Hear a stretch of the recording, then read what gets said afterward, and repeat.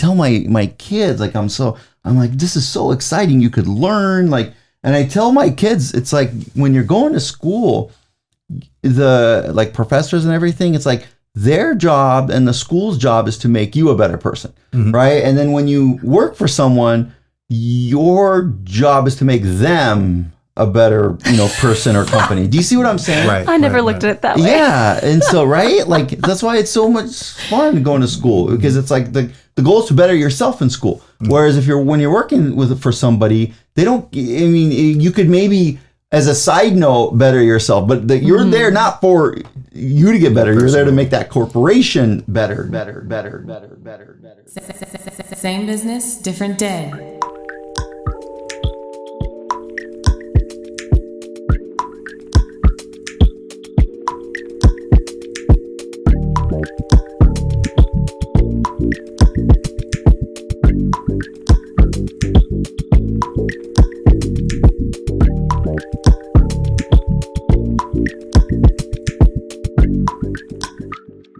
Good afternoon and welcome back to another episode of the Same Business, Different Day podcast. I am your host, Zeke Corley, here at the Film Hub in Vista, California. Sweltering Vista, California. We're in the middle of a heat wave. But I am thrilled to be joined by my returning guest co-host today, Marketing and Communications Manager at Tri-City Medical Center and all-around superstar personality, Cassie Klapp, is here with us today. Thank you for having me. Thank you for being here. Really appreciate it. Now, our guest today. Now, speaking of personality, right? The man that always greets you with a laugh and a fist pound, not just a smile. A man that doesn't let his big brain get in the way of a good time. I want to welcome Joe Samo. Hey, thank you so much, folks. I'm so excited to be here. I was looking forward to this. I think we scheduled about a month ago, so I was looking forward to this for a whole month. I don't know what I'm going to do after this. Let's schedule one more. Hopefully, if it goes well, if you guys want me back. Oh, we got plenty to do. Okay, let's get through this first. Let's find out if you're welcome I'm good back. enough to come back. Yeah, okay. All right. Oh my God. No, we got to go through this journey with you, Joe. I've been really wanting to get to know more about you. We've been working around each other for quite some time now, but I want to know more, right? We want to go through this journey. We want to find out more about you, and other folks can kind of find parallels there and work from there to make some decisions about their own lives, right? We like to inspire folks in that way. Thank you. Okay, so let's start from the beginning. Where were you born? Oh, wow. Beginning? Beginning. Right. So I was born in Baghdad, Iraq, long time ago. And I was born there. What was it like? Well, okay. So, I left there, I was 5 years old by the time we came to America. So I don't remember much except that like there was a couple times we went back, just to visit family. But then in the late 80s, all of them came. So it's a little weird. So Iraq had a very small population of Catholic Iraqis. And it was very small, and most of them have left Iraq. There's still a few left, but it was kind of contentious, you could say. There was some religious, political strife. So, again, I was really small, but I do remember some of it. As I was growing up, we went and visited a couple times. The toughest time was in 1991 when there was I don't know if you folks remember Desert Storm, the war in Iraq. That was tough because I was in high school. And I remember that being difficult, especially all these countries all over the world. There has to be a big war with one country I'm from. Right. So ever since that war, I was in El Cajon, California. Okay, so you were in El Cajon. Yes. Here, yeah. It's in East County, San Diego. And the one thing that the local kids didn't like was Iraqis. You know what I'm saying? As if I had something to do with the war, right? So it was very frustrating at the time. It was a little tough time. Were there other Iraqis? Were there other folks in the schools or in school with you, and you kind of had to band together a little bit? A little bit, yeah. And to this day, my high school friends are mostly other Iraqis that went to, so there was like a population in El Cajon. There still is of Iraqis, right? And isn't it like the biggest in California? I remember seeing that. Yes. Yeah. El Cajon, California. Good. Yeah. Because it just, a lot of the Catholic Iraqis, Chaldeans, as we call, came here, and then once a few came here, it was like the rest joined. Yeah. Well, you could create a community in that way. And you probably needed that because right now you can surround yourself with, we talk about mentors and, people who can be of influence to you, people who you can look up to. And did you have that around you? Yes. Okay. Yes. So that certainly helped, But I will say, I mean, so I was very young, right? And I just remember, it was our country, in war with the country I was from, right? So I do say, I mean, it's taken me a while to get out of it, but there was a lot of animosity toward America when I was growing up, because it was like, come on, like, can't we get this resolved peacefully so I don't get picked on as much, Yeah. So, but that was a long time ago, and, So going through, did any of that kind of contribute into what you wanted to do with your life? It's a good question. I think I went into law, and part of it was, that and some other things. I noticed that a lot of people, if they don't know the law or don't know how to defend themselves, they would get screwed over. Mm-hmm. So it was that and some other things that geared me toward going to law school. Yeah. So I just felt growing up that a lawyer, was, I don't want to say more powerful, but kind of, I guess you could say more powerful. And I remember also, like my parents bought this, like a little piece of land to build a house, right? Mm-hmm. And the neighbor, there was a dispute over like an easement or something, but it ruined everything because they couldn't, my folks couldn't build on the house until this was resolved, right? And I just remember being like, wow, we're so helpless, like we can't do anything.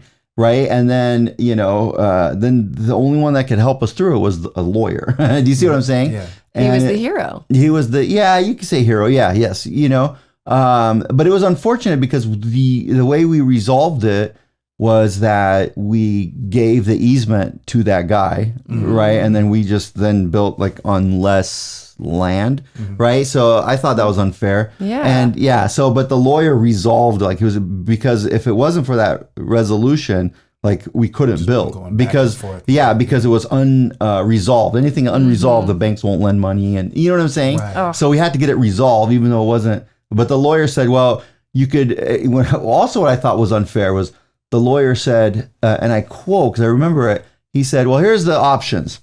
We could win, and you can get that to be your property, and it'll take like 5 years, or you can just build on it now. You know what I'm saying? So it was like, you're screwed either way, and I just remember not being happy about that. So and then not understanding, why does something take 5 years? Right. Now as a lawyer, I understand why.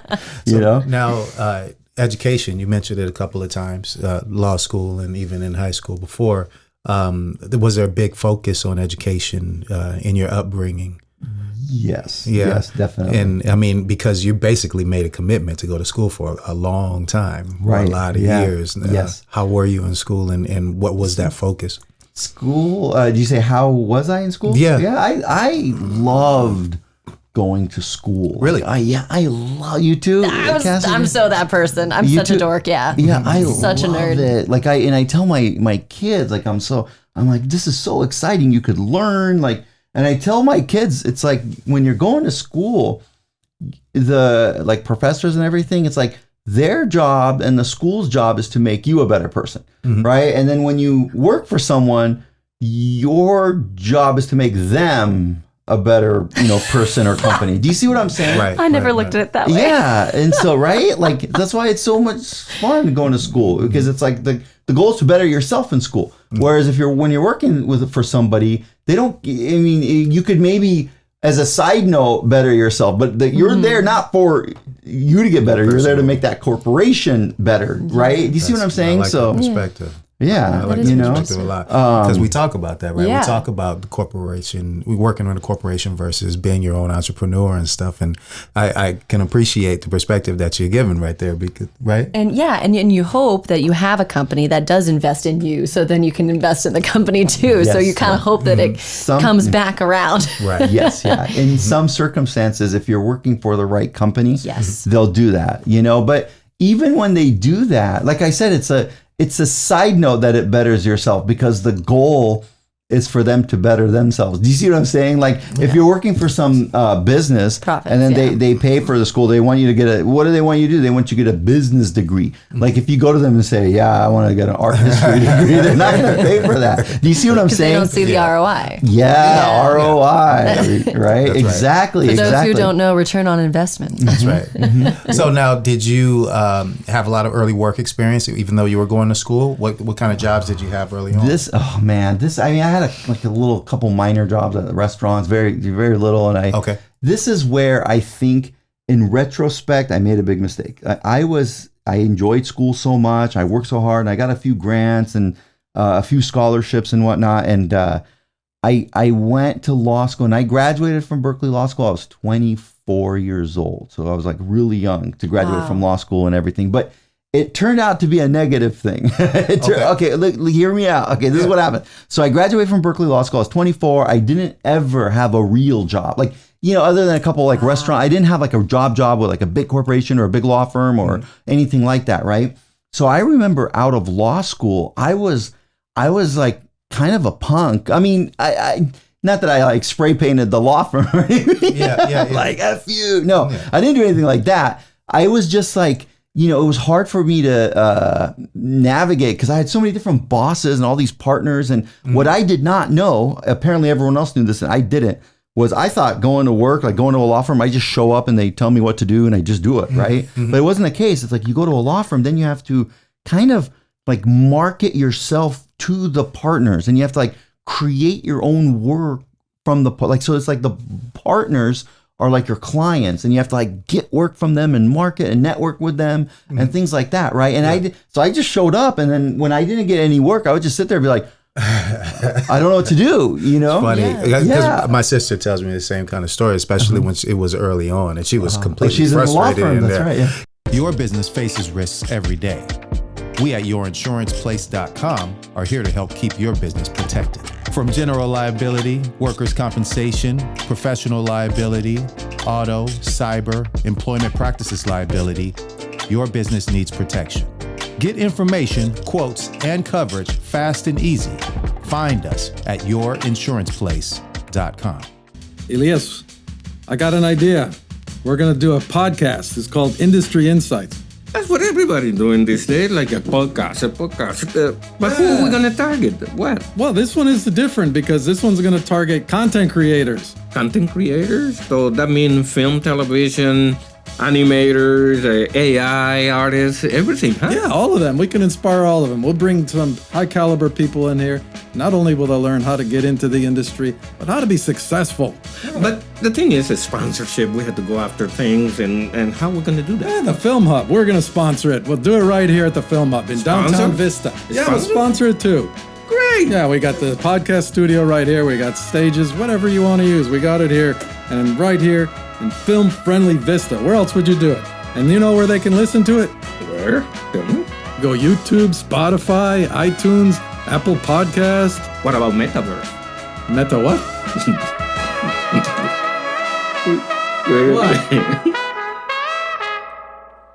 But now, so we got into that, so we might as well get into the reveal and talk about the fact that reveal. I can't wait. I want to hear it. I want to hear it. In his 22nd year as an attorney, Joseph Samo is the owner of Samo Law Group, a law firm focused on business litigation, personal injury, civil settlements, and more. Not only does he practice law, but he teaches it at Point Loma Nazarene in San Diego. But wait, there's more. An attorney and educator, what's the natural progression? To be a stand-up comedian. Yeah. Of course. Check him out on stages throughout San Diego. But what else would someone with all those credentials do but start a podcast? Known for his honest, insightful, impartial takes and on-point predictions on everything from Elon Musk to Amazon to Deshaun Watson to the war in Ukraine, he is the host of the powerful Run It By My Lawyer podcast. We have Joe Samo with us on Same Business, Different Day podcast. Welcome in, Joe. I am so excited. Yeah, man. Yeah, man. Okay, so tell us more, though, because now we're talking about actually being at the law firm, right? Yes. And so you're there. but you hadn't had this experience yet with what it's going to be like.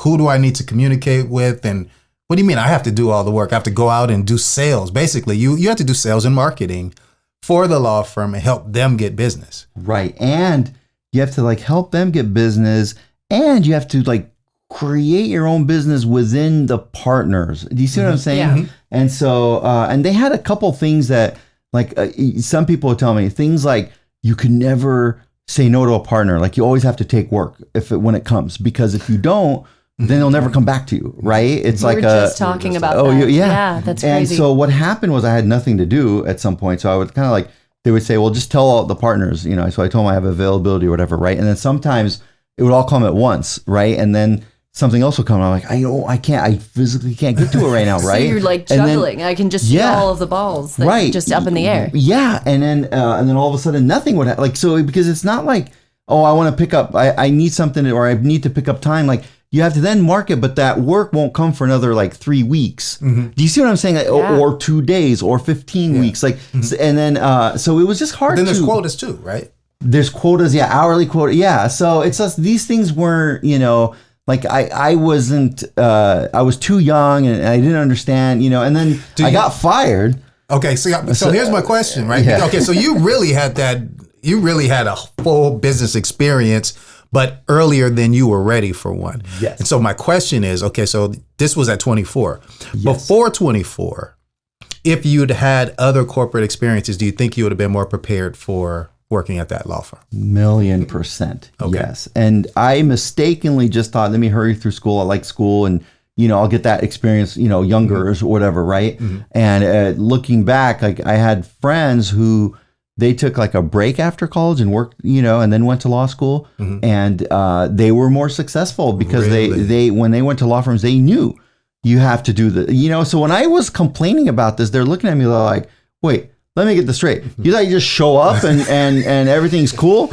And I said, yeah. You know, like you show up to, if you're working at Starbucks, they don't expect you to get business. You know what I'm saying? Well, I mean, most jobs in a bunch of Right? different careers, Yeah. you just show up and they say, okay, here's your assignment for the day. You know Exactly. what I mean? Yeah, that's so what I thought. would you tell your younger self or anybody who's going into that career path to prepare them for this? I would tell them, make sure they understand if they're working at a law firm, which is the, you know, what most people do after law school, is make sure you understand kind of like what the culture is and what that law firm is like and what their expectation is, because it's not just that you do legal work, you know?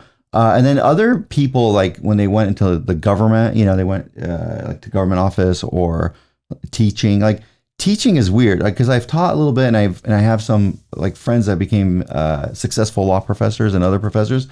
The most important thing when teaching at a university is not teaching. Like it's like what you publish in these reviews that nobody reads, right? So isn't that shocking, right? So you have to understand what the real expectation is, because and yes, I taught, and I would get like really good teaching evaluations. I got along with everyone, and the students like seemed to pick up what I was saying and whatnot. And they wouldn't promote me, or they wouldn't have me back, because I didn't publish in these reviews that nobody reads, right? But that's what is important, because do you see what I'm saying? So wouldn't you think, like, it was a shock to me that, whoa, the most important thing about teaching at a university has nothing to do with teaching.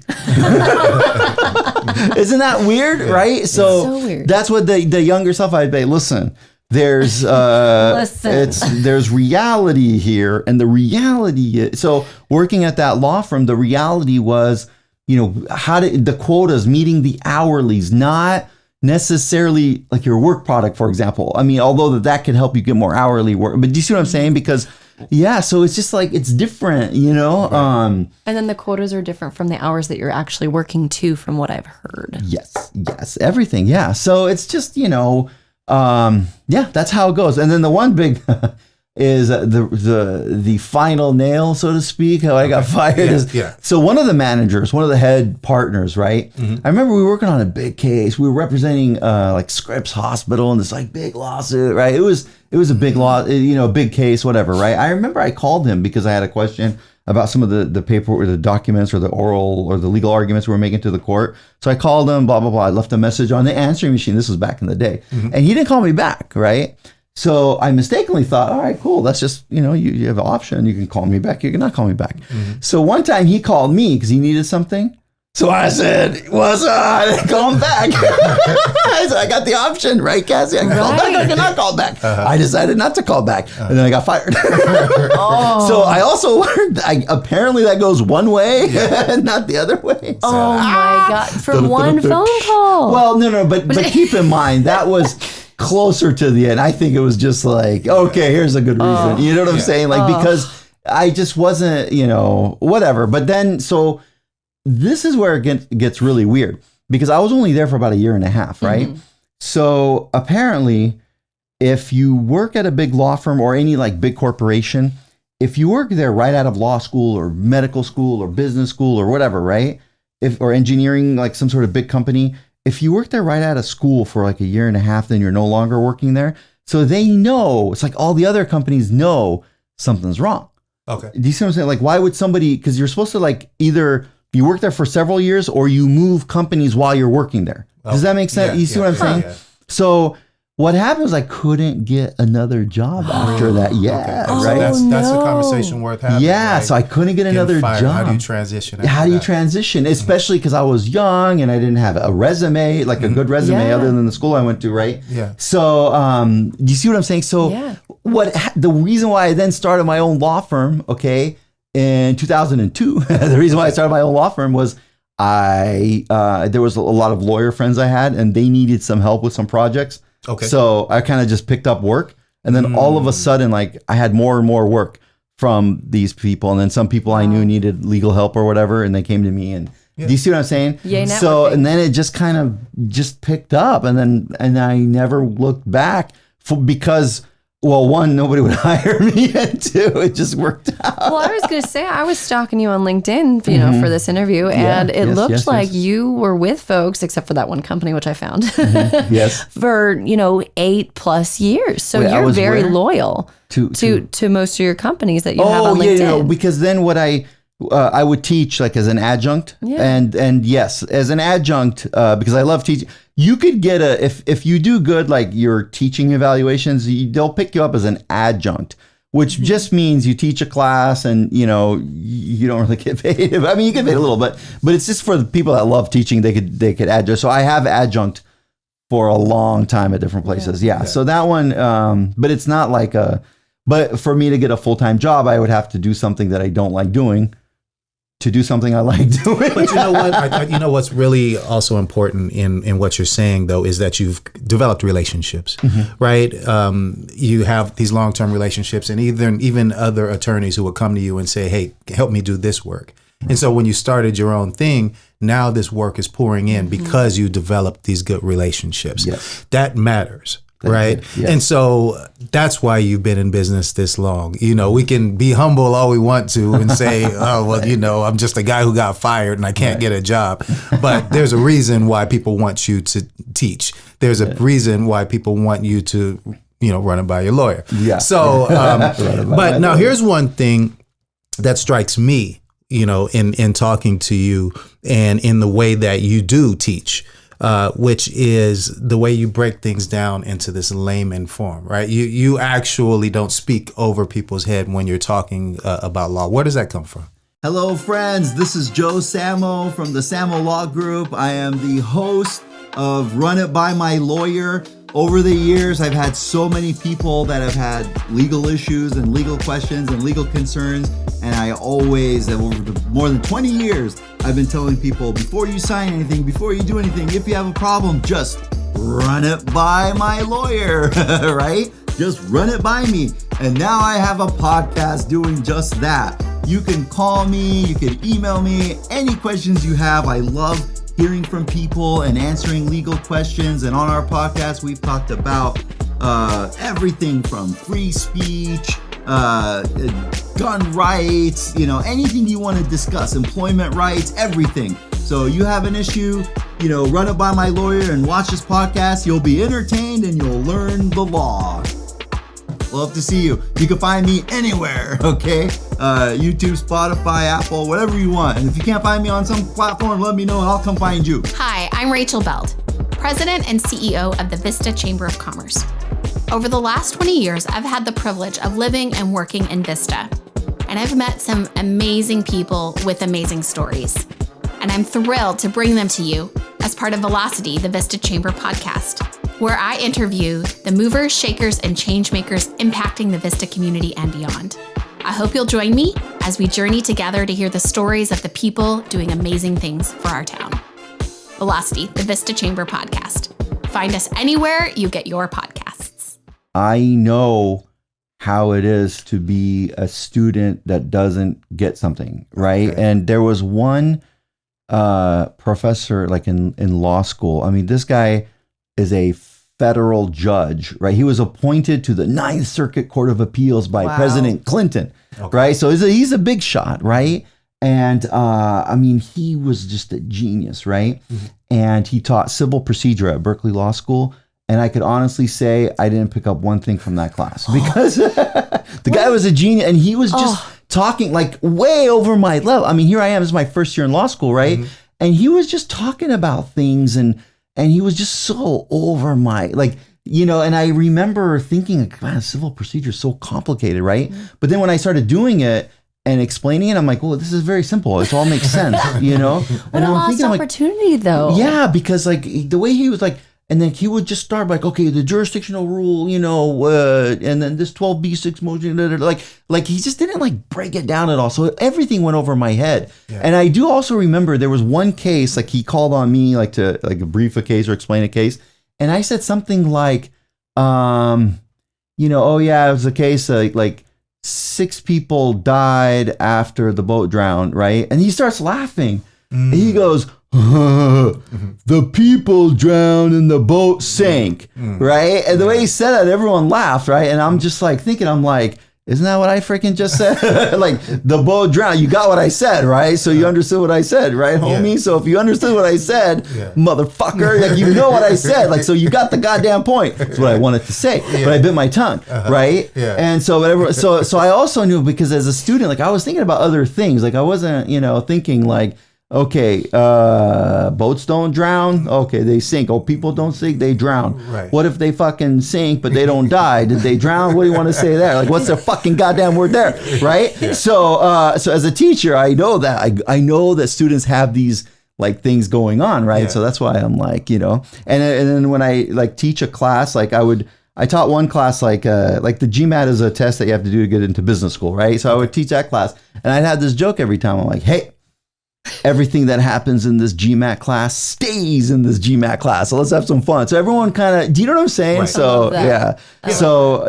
so that's kind of, you know. So that kind of, did teaching kind of lead you into podcasting? Because now podcasting, you kind of get to teach everybody, and then you get to be fun and witty and use your comedy as well. Yes, that is right. Yeah. And that's the other thing with teaching.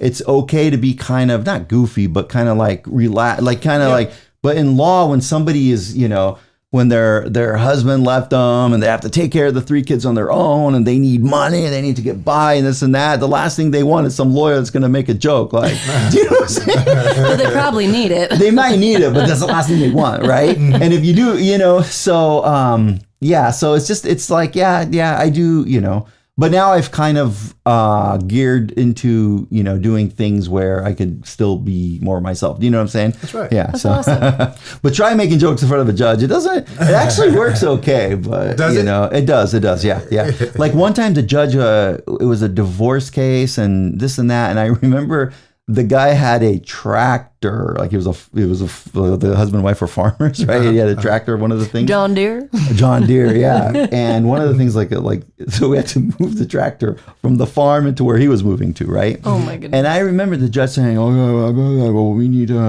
understand how we're going to transport it from, the farm to the petitioner's farm, right? Mm-hmm. And I said, well, Judge, I've always wanted to drive a tractor. And he started laughing, right? And he said, me too. And this is like in court. I said, well, let's drive together. Did you know? get to do this? No, yeah, no, thank God. I probably would have, I can just see him on the killed back the road. seat. Oh my God, yeah. That's hilarious. But yeah, so. But you are basically a stand-up comedian. I mean, you're standing up, you're presenting, Yes, in law anyway, and you've been doing that for many years. Mm-hmm. So now to take that onto the stage, where does that come from? Oh, I went to a comedy show years ago and I had so much fun and I said, I want to try this, so I just tried it and I really, really enjoy it. Yeah. October 1's my next thing. My tickets are on me. It'll be fun. But yeah, it's just fun. And you got to just kind of look at life like, it's short. Let's just try to enjoy it. Why not? Laughter is the key. is. Heard it from a That's- lot of older folks. Is it? Oh, Yeah. nice. Yeah, so you're Okay. going to live a long time. Oh my God. The podcast though is going great, man. I'm really proud of you and really you, happy thank to. I mean, and actually, it takes some talent just staring into a camera, one person. You know what I'm saying? I wouldn't want to do that. Yeah, you got to be a little bit mentally ill in order to do that. Maybe that's why I enjoy it so much. Just go back Maybe and it's more forth. He's like just Rain talking to a Man. crowd. Like- But no, he's great at it. Sitting behind a microphone and just go, whether there's reactions or not. Yes. You're telling those jokes, and as long as you laugh at yourself, And then I it's do all laugh at good. myself, man. yes. No, but you know what though, he's really good too with just so much research, right? You can tell he's an educator, but he also loves to learn. But great show. So a couple shows going semi-viral. What's it like going? What's it like with all that attention? No, it's okay. I mean, I enjoy it. I just the goal is that I'm like, okay, great. So my opinion or my kind of so everyone that watched it, I'd like to think, okay, they're a little better off. Now they learned a little something about the law. Right. They learned this, they learned that. And then my goal also is that they were also entertained, so that right. if they're having other problems in their life, it's like a little bit of an escape and learning about the law. Do you see what I'm saying? Yeah, So, 100%. that's the goal. I know a lot of folks that have great comments about how great your show is, man. They really do. I mean, he needs to be a TV star. There's just no doubt about it. Let's go. Let's I'm not ready. get carried away. There's I no doubt wish. about it. He needs a Connect show. you He up. needs a show. But providing consistent content, though, that's so important, and that takes a lot. It's a lot of work, though. But when you do that, though, then you have a captivated audience. Yeah, I was watching. Okay, there was this guy. He was he would play the guitar, and he loved playing the guitar, right? Mm-hmm. And he would play on the street, have the guitar case, whatever. People would drop change. And I remember this story. I think about it all the time, especially with the podcast and other things. He said there was a day where he played for 3 or 4 hours, right? And he had $1. Somebody left $1 for 3 or 4 hours. Then somebody came and put $50 or something a lot of money. Do you see what I'm saying? Mm-hmm. So he's like, oh my God, I was about to stop after an hour. I was about to stop after an hour and a half. I was about to stop after 2 hours, 3. And then all of a sudden somebody just, and I just remember thinking, oh my God, and that's why there was a lot of things that I started in my life that I stopped after 6 months. I started this or that. And I remember thinking after a few months, I'm like, this is going nowhere, right? So I would just say, this is never going to work, or it's not going nowhere, right? So I would just stop it, and so with the podcast, before I started, I said, I have to stick with it for a couple of years, even if it goes nowhere, even if those, that kid that was the guitar for the first several hours, nobody's paying attention, nobody's paying me, nobody's doing this. I'm just going to keep doing it. Screw it. And then maybe the guy with the $50 will come and drop it in. That's right. Do you know what I'm saying? Absolutely. I love that. Well, you get nothing if you don't show up. Yeah. Yeah. You get nothing. Yeah. So that's the thing. So it's hard sometimes because, like you said, 1 or 2 videos were, whatever, a lot of people watched it. And then the other 19 videos, not that many people watch it or whatever. Do you see what I'm saying? Yeah. So it's hard to be and there was one of the videos I remember, we did it here. And I was emailing the crew. I'm like, oh man, this is very current event. And let's get it out there. I was like, this is going to be huge when it goes out, right? And then we put it out, 4 days later, nobody watched it. So it's okay. But I'm just saying, so it's discouraging a little bit. So then you got to think, you'd be But you then the keep guy's going to come along with the $50. Yeah. And if you love it, and if you're good at it, and obviously you're good at it, Oh, thank you. you know? Yeah. So that's the thing. We got to keep at it, right? You you do a podcast too. Absolutely. It's going to take a long time, right? Absolutely. It's going to take a long time before the whole country's watching, right? It's going to take a long time. And you may have to do, look at, I looked at the people that had like successful podcasts or YouTube channels and whatnot. They'll have like 800 videos.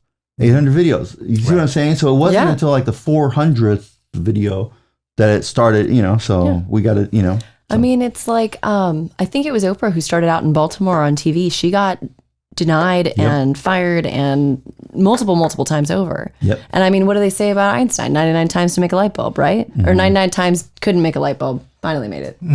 99? 99,000? Harry Potter, is it J.K. Rowling? Yeah. So 21 publishers said, no, this is going nowhere. Right? 21 publishers. And it was the 22nd publisher that's like, okay, this looks all right. So imagine if she stopped after the 10th publisher.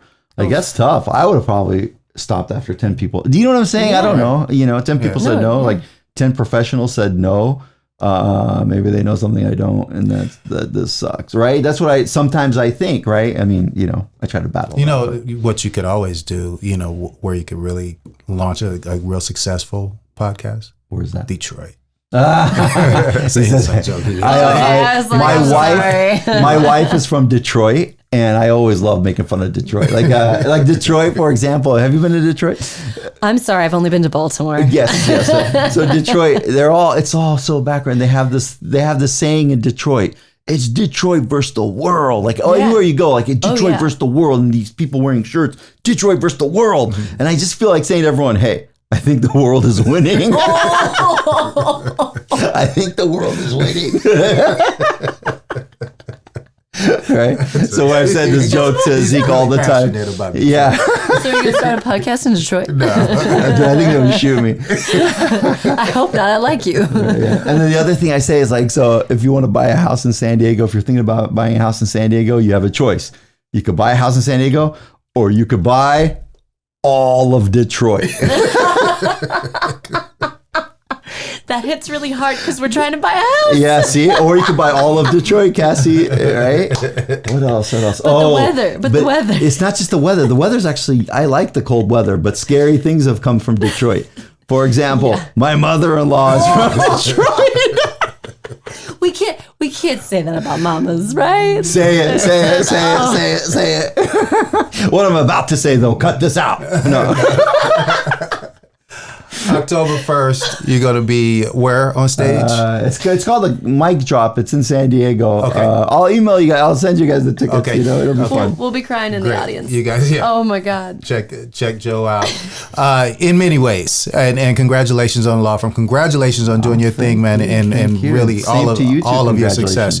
The podcast, everything, man. You do an amazing job, and like I said, man, just personality wise, you're the man. Joe's the man. Oh, thank you guys. Oh my God, is it time to? I had the best time of my life, man. This was like, when do we start the show? When do the cameras come on? We did it, man. All right, let's start the show now. All right. I want to throw out one business lesson that I like. And this business lesson that Joe spit was about education. He said, school is an opportunity to better yourself. Working for others, they're asking you to better the business. So take those opportunities, guys, to better yourself.